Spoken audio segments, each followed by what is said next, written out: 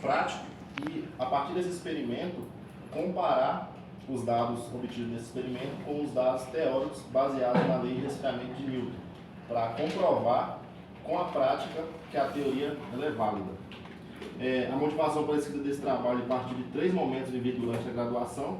A primeira dela foi a leitura de uma monografia escrita por um colega de graduação daqui do UFT, titulado Modelo Predador-Presa, uma aplicação de equações diferenciais ordinárias de primeira ordem, que também foi orientado pelo professor Adriano. No segundo momento, tive a participação como monitor na disciplina, no Programa Institucional de Inovação Pedagógica, que visava explicar ou responder o porquê determinada disciplina fazia parte da matriz curricular a partir de aplicações diversas. Dentre essas aplicações de EDO. E logo após, tive a participação também, na verdade foi antes, na disciplina de EDO, que também foi apresentado algumas aplicações matemáticas.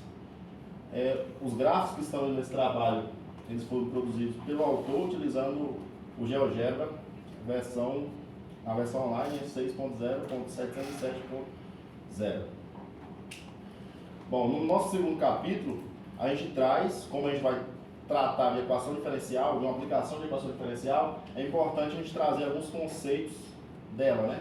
Então a gente define o que é uma equação diferencial e lá a gente vai ver também que a gente pode classificar a EDO com respeito à sua ordem, seu tipo e linearidade. E lá a gente faz também a observação que o foco de trabalhar é com a equação diferencial ordinária de primeira ordem. É importante também a gente trazer alguns métodos de solução. Então trouxemos um dos mais simples, EDO separável, o método de separação de variável, que é inclusive que a gente usa, e alguns métodos alternativos, como EDO exata. Então a gente traz alguns passos de como resolver uma EDO exata e também como resolver, em específico, um EDO linear de primeira ordem. Por isso que a gente traz EDO exata, porque para resolver pelo esse método específico de EDO linear de primeira ordem, é importante que a gente traga o conceito de EDO exato, porque a gente tem que multiplicar por um fator integrante, tudo mais, para transformar o EDO linear de primeira ordem em uma EDO exata, para que assim a gente possa resolver essa equação. No nosso terceiro capítulo, como a gente vai trabalhar com física, é importante a gente falar sobre algumas definições básicas que são importantes para o desenvolvimento do nosso trabalho. Então a gente traz a definição de temperatura, que a gente vai trabalhar bastante com temperatura no nosso experimento. Falamos sobre as 3 escalas termométricas mais utilizadas atualmente, que são a escala Celsius, Fahrenheit e Kelvin, e os métodos de conversão entre essas escalas. Falamos também sobre a definição de calor, e por falar em calor é importante a gente falar sobre os métodos de transferência de calor. São 3, método de radiação, condução e convecção.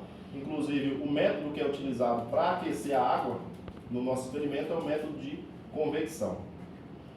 Falamos também sobre calor específico, calor de transformação e outras definições também no nosso capítulo 3.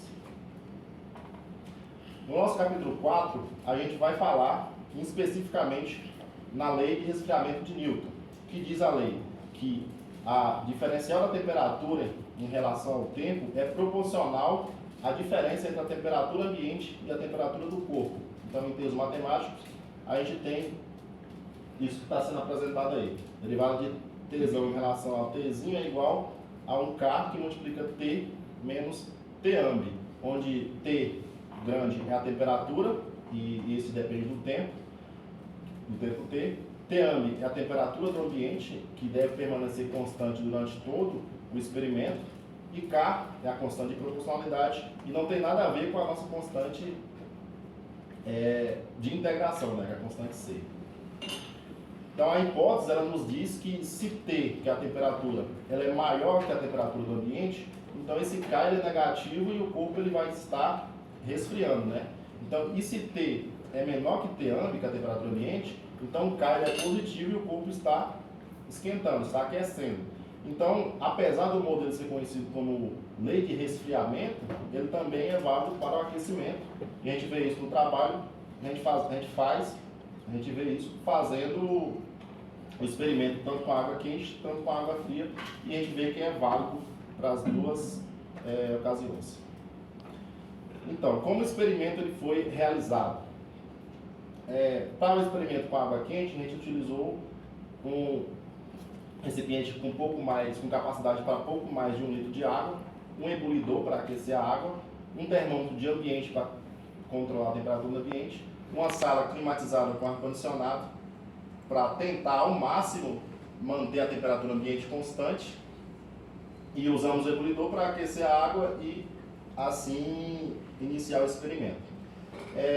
Mas antes de fazer o experimento em si, fizemos alguns testes para saber quanto tempo demorava para a temperatura da água atingir a temperatura do ambiente, para assim a gente definir um intervalo entre as medições de temperatura, e também para a gente já entender como que funciona o comportamento e se esses dados eles eram aproximados, né, de acordo com a situação que a gente estava.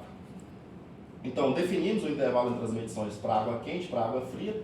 Observe que para água quente a gente teve um intervalo maior, por conta que o intervalo de temperatura também era maior, a gente conseguiu elevar a temperatura até 97,1 graus, e a temperatura do ambiente nesse dia era de 24 graus. Já para a água fria foi 10 minutos, porque o intervalo de temperatura também era menor.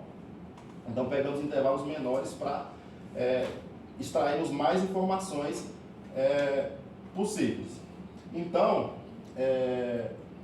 para a água fria ficou um intervalo de 10 minutos. Observamos uma coisa interessante que a gente não imaginava, mas depois, vendo a teoria, a gente viu que fazia sentido, que a água fria, apesar do intervalo de temperatura ser menor, ela demora muito mais que a temperatura do que a água quente para atingir a temperatura ambiente, cerca de um pouco mais de 1 hora de diferença.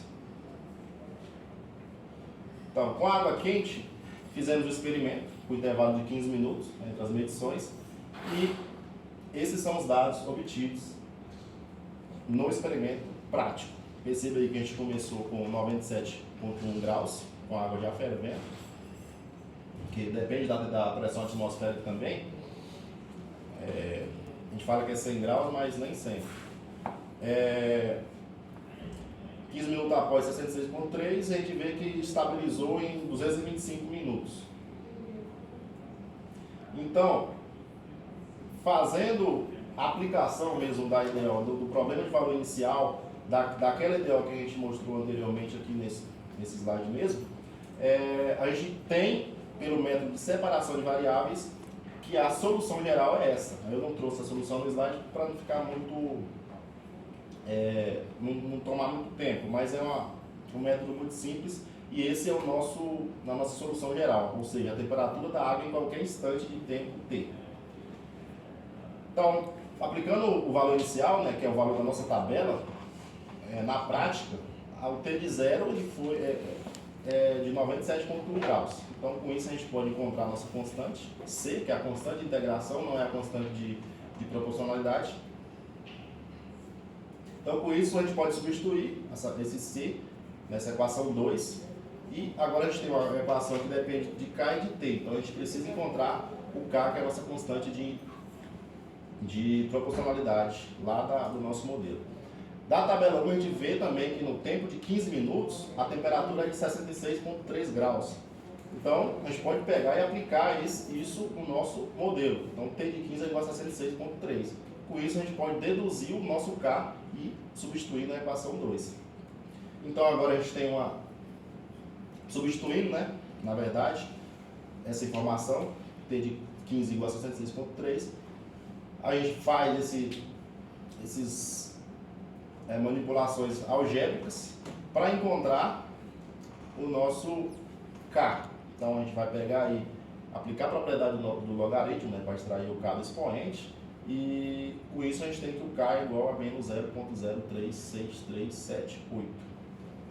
Então enfim, a gente pode substituir o K na nossa equação 2. Então agora a gente tem uma função t de t que depende somente do tempo, né? Com isso a gente pode aplicar os mesmos pontos da teoria, no mesmo intervalo de tempo da teoria, da prática na teoria.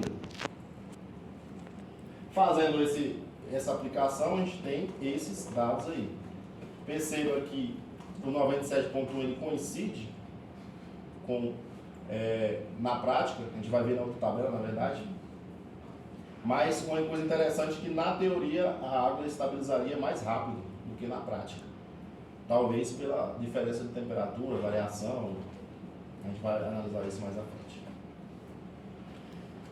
Juntando os dados e reunindo eles em um gráfico para maior visualização, a gente tem esses dados aí. Perceba que a curva em vermelho é aquela função t de t, né, a função do tempo. Os pontos, como esperado, os pontos em vermelho são os pontos teóricos que foram calculados, eles estão sobre a curva, como a gente esperava. Os pontos em azul, eles não estão sobre a curva, como a gente também esperava, né? Porque não existe modelo matemático perfeito que descreva de forma sucinta de todos os casos. Então a gente tem erros. Perceba que no início aqui, até que estava próximo e no meio do experimento, os pontos em azul, né, que são os pontos da prática, fugiram um pouco da curva, mas perceba que eles foram se estabilizando, foram se aproximando conforme caminhávamos para a estabilidade. Então, como eu disse, não existe modelo matemático perfeito, temos que calcular os erros. Fizemos os cálculos desses erros, utilizando cálculo numérico, né, mas a gente não trouxe esses cálculos, como a gente disse lá na introdução, mas a gente deixou uma bibliografia para caso o leitor queira ver, né? Perceba aqui que 97.1 no ponto Q, que são os pontos da teoria, e os pontos P são os pontos da prática. Perceba que no início aqui, eles são aproximadamente igual, né? Tanto o ponto Q0 e o ponto P0, porque a gente fez o problema do valor inicial dessa forma. Igualamos. O ponto Q1 também, a gente igualou. Já no ponto Q, a partir do ponto Q2 temos uma diferencinha, né? Esse 48.5 aqui já 53.2 já foi fugindo mais da curva da teoria. E o maior erro absoluto aqui é de 8.1 graus e o maior erro relativo é de 28.8 graus por cento, 28.8%. Resultados, erros esperados que ao meu ver, à vista do autor, são erros aproximados, bem satisfatórios, dado as ferramentas que a gente tinha, que não era tão sofisticado, mas foram erros satisfatórios. Então, da mesma forma que a gente fez com o experimento com a água quente, a gente fez com a água fria. Só que ao invés de usar o ebulidor para aquecer, a gente utilizou um refrigerador para refrigerar a água. E a gente percebeu uma coisa também importante, foi uma coisa enriquecedora no nosso trabalho, que o modelo não se aplica na mudança de estado. Por conta que se a gente pega a água abaixo de 0 graus Celsius, ela vai estar negativa, né? E quando a gente chega na temperatura de 0 graus Celsius, a água ela se estabiliza por um tempo, até que ela se descongela por completo, aí que ela vai começar a se aquecer novamente.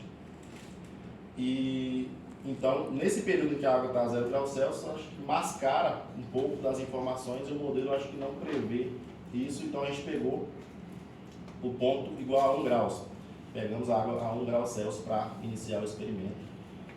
E nesse dia, por conta daquela onda de frio, a gente não conseguiu pegar a mesma temperatura ambiente de 24 graus Celsius, porque estava bastante frio, então nesse dia à tarde estava 23 graus Celsius e mesmo com ar-condicionado a gente não conseguiu deixar em 24, mas isso não é problema.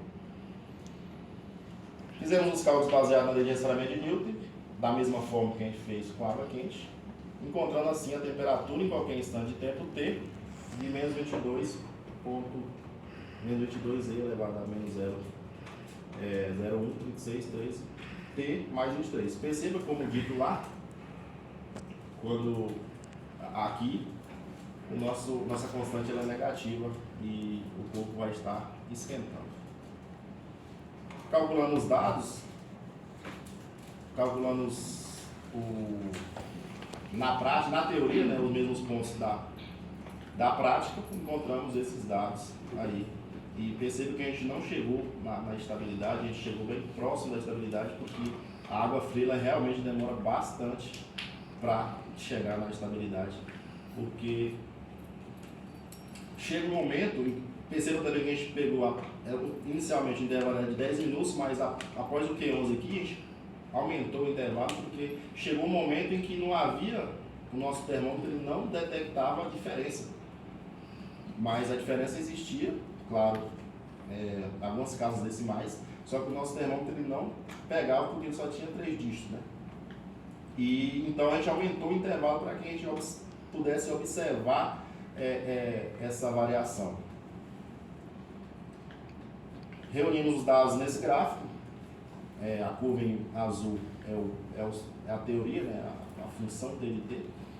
Os pontos sobre a curva em azul são os pontos da teoria também, os mesmos pontos da tabela da água quente. Os pontos em verde, os pontos P, são os pontos da prática, que não está sobre a curva, que também foi esperado, mas perceba aqui que ele caminhou mais próximo da curva do que com a água quente. E só aqui, a partir do ponto Q8, que foi distanciar mais da curva. E conforme formos caminhando para a estabilidade, era esperado que os erros diminuíam também. Fizemos os cálculos também dos erros da água fria. Perceba aí que os erros são menores, porque os intervalos de medições, achamos que por conta do intervalo de temperatura era menor, então os erros também eram menores. Então, o maior erro absoluto aí foi de 1,4 graus Celsius, e o maior erro relativo foi 16,1%. Erro que a gente também achou satisfatório e que não fugiu muito do esperado. Então, os objetivos desse trabalho, que foram definidos na introdução desse trabalho, foram alcançados. A gente provou que vale com uma boa margem de erro. Claro, se ele tivesse um laboratório, alguma coisa que pudesse controlar a temperatura, controlar o mais possível, né? Conseguiríamos resultados mais aproximados. No experimento com água fria, teve uma variação detectada pelo termômetro de ambiente de 1,5 graus, e com a água quente foi detectado uma variação de 2 graus Celsius na temperatura ambiente. Talvez isso possa ter influenciado. Contribuições da pesquisa para o autor. Essa pesquisa ela contribuiu bastante, sobretudo na ferramenta de edição de texto matemático, o LaTeX. Ele foi exigido lá na disciplina de cálculo 1, depois no projeto de inovação pedagógica e, sobretudo agora, para escrever essa monografia. E fez necessário um domínio maior dessa ferramenta para escrever esse trabalho. Teve também avanço no GeoGebra, que foi pouco utilizado durante a graduação, mas foi essencial nesse trabalho para as construções do gráfico. E também alguns conceitos que foram vistos nos cálculos 1, 2, 3, cálculo numérico, foram aprimorados na escrita desse trabalho, porque era necessário entender esses conceitos para trabalharmos nesse trabalho. Por fim, esse experimento ele pode ser proposto pelos professores do curso, tanto de física quanto do curso de matemática em si, porque ele é um experimento relativamente simples, não requer coisas muito difíceis de se encontrar, muito sofisticadas. Por exemplo, para água quente mesmo, a gente precisaria somente do ebullidor, água e termômetro, e uma sala, né, para não ter uma variação muito grande da temperatura. E É isso. Essas são as minhas principais referências.